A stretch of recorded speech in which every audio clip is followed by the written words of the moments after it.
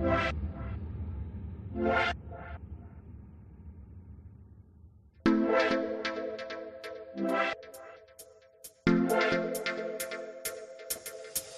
morning and happy Tuesday, everybody. It's your good pal, Jeremy Jared Dog Danley. I'm about to go live here on Facebook and YouTube and 96.7 FM, The Eagle in Rockford, Illinois, with my good friend, Double T.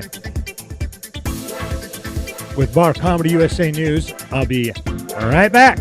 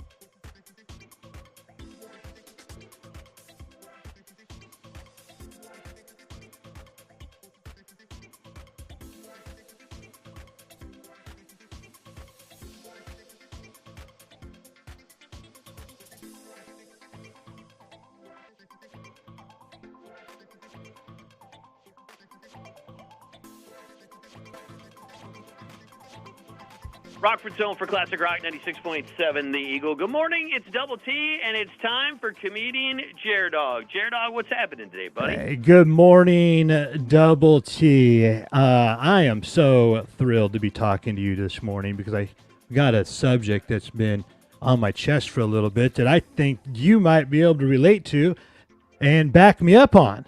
At least I'm hoping so. Well, let's see. What's your issue today? Well, let's call this the editorial segment of Bar Comedy USA News. And Double T, I got to get this off my chest. I'm going to throw this question out there for the group. And that is, why do dads get the blame for crappy jokes?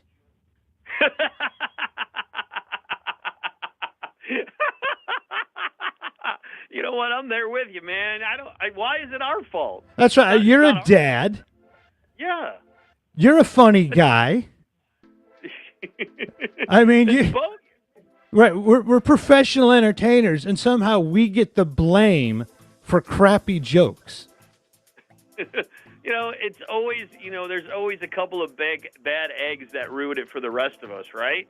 So a couple of dads came up with some bad jokes, and now we're all getting blamed. Yeah, a couple of dads read the backside of a Laffy Taffy wrapper because those dads didn't even write those jokes. Yeah, that's the thing about it. They're just telling the jokes. So, I mean, could you blame them? I mean, it's out there. They thought they would be entertaining to say them. So maybe they should put blame on the writers of those jokes. To put the blame on the writers of the jokes and the teller of those jokes, which are also not exclusive to just dads. I hear plenty of moms and kids tell those crappy jokes as well. They're not dad jokes, they're just bad jokes. Right. Of course, they're just bad jokes. And I think kids tell them more, and I think dads tell those jokes to kids because kids like those little goofy one-liners, and they're trying to bond with their kids. So can you blame them for trying to do that? Of course, they take it too far and they say them way too often, and then they never stop. But you know what? Is there a problem with telling jokes? No, there's absolutely not. And I think you hit the nail on the head, Double T. They're kids' jokes that somehow dads just got the blame for. I don't know if you've heard a typical sixth grader's material. It sucks. They're not going to be going on the road anytime soon or headlining any clubs. Not at all. Double T, let me ask you, when's the last time you saw a kid's stand-up special? Never. Or a regular cast member on Saturday Night Live? No, it would be kind of funny, though. Maybe it would help if they got like a 12-year-old to be on the show, and maybe a little bit funnier in the future. Okay, well, Saturday Night Live, you might have a point there. But you see kids crushing it in almost every other entertainment aspect you could think of, even including athletics. There's 12-year-olds that go to the Olympics, for instance. There's child pop stars. There's child musicians. There's child actors, and they're all amazing. When's the last time you saw a child do stand-up that was amazing? Never, because they got bad material, because part of a comedian's material is what they've experienced in life, and as a kid, you haven't experienced that kind of stuff to write jokes about. All you know is about boogers and poop and things like that. Well, that's an excellent point. If they went and did stand-up comedy, they would last about 30 seconds. If I went to sixth grade, I would crush every one of them at social studies, not to mention kickball. Double T, you know that show, Are You Smarter Than a Fifth Grader? Yeah, I know that show. You know why there's not a show called Are You Funnier Than a Fifth Grader? Because we all know the answer to that question. So are you saying that kids should either get better writers or stop telling jokes? Listen, I'm saying that everybody should do the type of comedy that they like to do, but then just give credit where credit's due. If a dad wrote the joke and it sucked, then give that guy the credit. Don't blame the rest of us because that dude is terrible. And it just so happened that the guy that wrote the terrible joke was the dad. That's right. Yeah, Thanks for letting me get that off my chest. I hope you feel better now, but right now it's time for Bar Comedy USA News with comedian Jer Dog. And live from the news desk, it is comedian Jer Dog. All right, buddy, what do we got today for news? Well, here's what's happening in bar comedy across the country. This is actually in your neck of the woods, a local story-ish. A comedian recently arrested in Elmhurst for road rage. Busted for road rage. A comedian, Double T. I mean, I can understand a comedian getting arrested for being a smart ass or something, but road rage, isn't that what comedians are supposed to make people laugh, not angry or scared? What's the deal there? Well, what is the deal there? I guess the moral of the story is it doesn't matter whether you're in a nightclub or you're going down the Eisenhower Expressway. Don't be heckling comedians. But I also think it's a little kind of crazy because if they busted everyone in Chicago for road rage, they would just bust everyone in Chicago.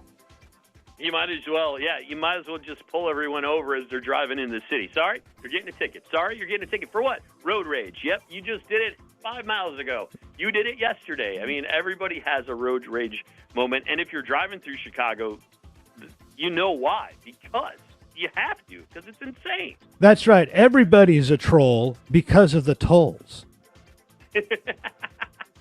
You know, even pedestrians get road rage in Chicago. Now, do you find that comedians do have some sort of temper because they're so funny and goofy on stage and stuff, and then in real life they have to let it out somehow and they have road rage? Well, yeah, I mean, the guy probably just got blamed for a bad joke. Hey, man, weren't you the one that wrote all those dad jokes? No, I wasn't. Yeah. Aren't Get out of my way. Aren't you the head writer for Laffy Taffy? Here's the middle finger. You know, people only road rage anyway because the other person can't hear them. It's easy to talk trash when you're not going to get punched in the mouth. People only act like that in the car or on Facebook.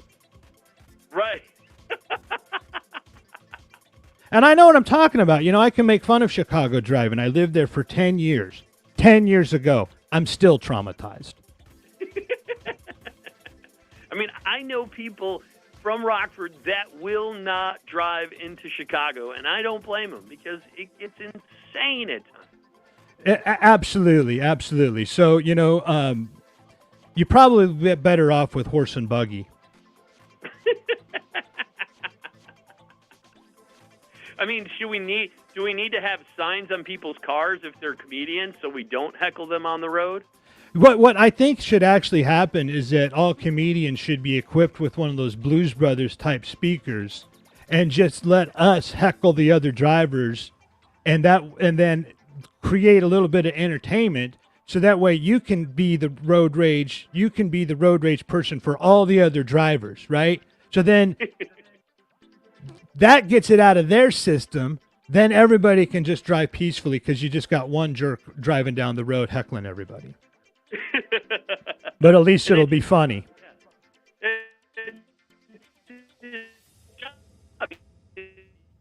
Maybe comedian driving up and down the Eisenhower. Yeah, it's going to work fantastic until someone gets pissed off because they heard a dad joke.